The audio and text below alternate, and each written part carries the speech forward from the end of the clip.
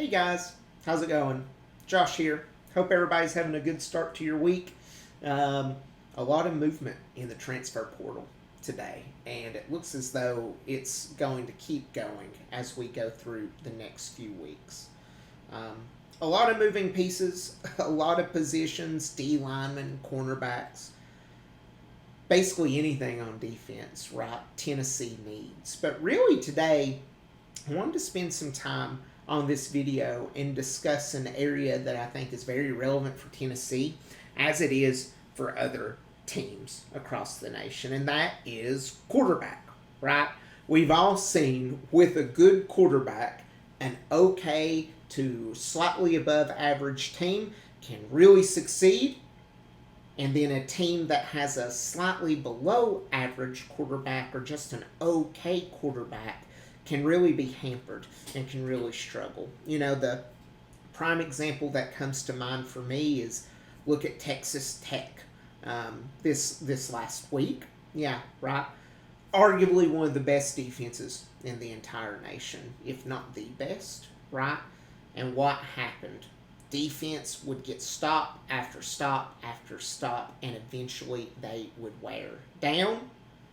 Meanwhile, their offense really couldn't do anything because their quarterback, while talented, just was not that guy, unfortunately. So, again, quarterbacks make or break. And for that reason, what I want to do is I want to go over some of those top quarterbacks who are in the portal currently, who have committed, where I think some of these quarterbacks may be going. And then lastly, what I think Tennessee's going to do at quarterback. Because at the end of the day, while the defense is extremely important, that quarterback piece in a Josh Heupel's offense is just as important and just as relevant. So what I've done here, I don't think this is breaking any types of rules. I've got our on three top transfer portal quarterbacks breakdown here. We've already had a couple of commitments that are notable. However, there are a couple of outstanding questions. I think the top one currently is Sam Leavitt. Sam Leavitt being ranked the number one overall quarterback in this transfer class. And if we go here, in just a short window of time, he certainly had some big plays just through a few games before injury this season. Almost 1,700 yards, 10 touchdowns, 3 interceptions. Super mobile quarterback, right? Nice arm.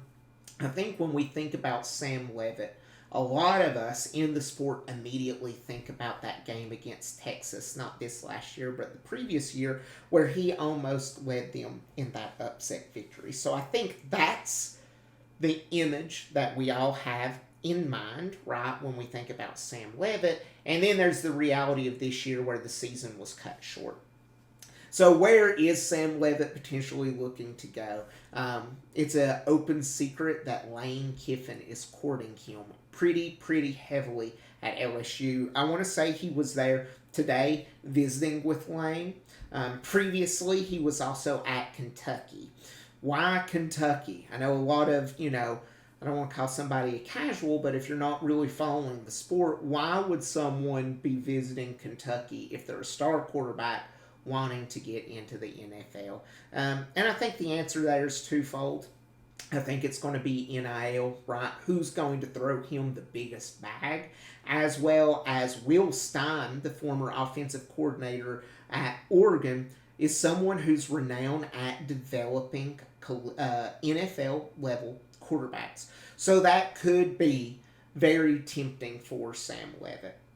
But if you were to hold my feet to the fire today and say, Josh, as a fan, as someone who follows the sport pretty closely, I'd like to say, where do you think Sam Leavitt's going to wind up? And if I had to log my crystal ball today, I would log it to LSU. And the reason why is, if we're going back to our breakdown here, the sixth rated, is this accurate? The third rated quarterback in this class Brendan Sorsby, right, which some have had as the number one overall quarterback. I would argue and say he's the number one overall quarterback in this class. This was someone that Lane Kiffin was going heavily after during this most recent, as soon as the transfer window opened up, and I'm sure previously before that as well. However, just as of today, it is confirmed that he is transferring to Texas Tech. So that takes arguably the number one name off the board for Lane Kiffin. Number two name, Trinidad Chambliss, who, it's yet to be determined whether he'll be granted that extra year of availability, so that's still up in the air. But if he is granted that, there is a deal in principle in place with Ole Miss for him to remain there. So there's your second number one target quarterback off the board. This leaves, in many people's eyes, the number one remaining quarterback who is still on the market, who just visited you. Listen, I don't want to say I'm an LSU hater. I'm certainly a Lane Kiffin hater. But one thing about LSU, they've got money. And if they want to spend their cash, they're going to spend that cash and they're going to get the quarterback that they want.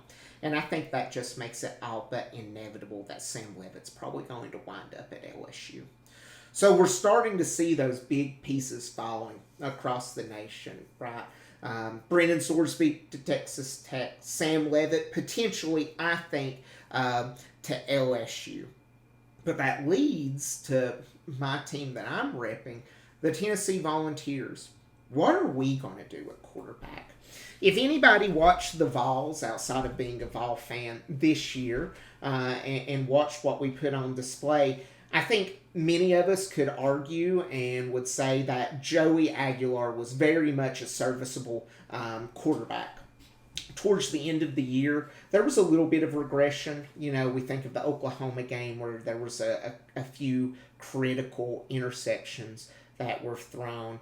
You take a look at the Vanderbilt game as well. You also take a look at that Alabama game where he threw that super costly goal line pick six. But for the most part, when we take a look at Joey, passing yards over 3,500, 24 touchdowns, 10 interceptions. That is costly, but frankly, as Tennessee fans, we heard over and over and over again throughout the season, as a quarterback, he's going to push the ball downfield. You're going to connect on big plays, but you also run the risk of interceptions. And that's exactly what we got. He got us to the same record as Joe Milton did. So you can think of them pretty similar, but honestly, Joey had a little bit more touch on that deep ball. So in my opinion, Joey was a little bit more of the better true quarterback, not necessarily athlete.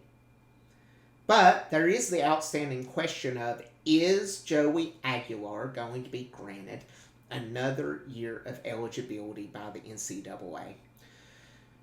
If you compare this to the Diego Pavia case from last year, it almost aligns perfectly, right? A junior college year being viewed as not truly a collegiate year. So if that is the rule of law that they would follow, then Joey should also be granted that extra year of eligibility as well. You also look, it's in the same district, it's with the same judge. The problem that we're running into is you are now 3 days past the portal opening. There has been little to absolutely nothing mentioned about the Tennessee quarterback search, which tells me one of three possible things. The first thing is Joey Aguilar, something has been indicated. There's been some type of indication from the judge or someone in his or her stratosphere, right? Joey Aguilar's coming back. 2, Joey Aguilar's not coming back, and Josh Heupel has decided that he's going to ride with George McIntyre, a redshirt freshman, right, that sat on the bench behind Joey and Jake Merklinger this last year, or he's going to risk it with a true freshman and Faison Brandon, who in some recruiting services was the #1 overall quarterback in the entire nation. So there's that option. But I think there's a sneaky third option, as reported by Chris Lowe and others, that started picking up steam in the last few days. And that could be quarterback Ty Simpson. Now, for many of us, the last image we have of Ty Simpson is that huge hit where he fumbles the ball against Indiana in the middle of them absolutely getting their rear ends whooped. Even as a Tennessee fan, that did bring me a little bit of joy, but it didn't bring me an abundance of joy because Ty Simpson's a good guy, and honestly, no SEC team wants to go out on the main stage and get their hind ends kicked like that. But if you remember, halfway through the third quarter, he was benched due to injury. Now it's reported that he had broken ribs, but some have also said that that was also a potential benching just to switch it up, right? Have Alabama friends who were very vocal about saying, we want to see something else. We're not moving the ball. Put Austin Mack in. Put the true freshman in. Let's see if we can do something different. And they got their wish, whether that was due to injury or whatever it may be. So the reports that have been coming out recently, right, as of the last couple of days, is Ty Simpson right now is weighing off his options, whether he would receive a first-round grade in the NFL draft or if he may fall beyond that. It is being reported by some sources if he falls below a first-round draft pick, he may look to go to either Oregon or Tennessee to be a transfer quarterback. What's my reaction to that as a Tennessee fan? Candidly, I would absolutely love for Ty Simpson to be the quarterback of the University of Tennessee. Some of you may or may not remember, Ty Simpson was recruited heavily by Jeremy Pruitt's staff. It came down to us in Alabama. He selected Alabama. We can't blame him for that. He didn't commit to a first-year coach who was on the job for 3 weeks, right? So I can't really fault him on that. He's a dynamic passer. He's precise. He's got a big arm.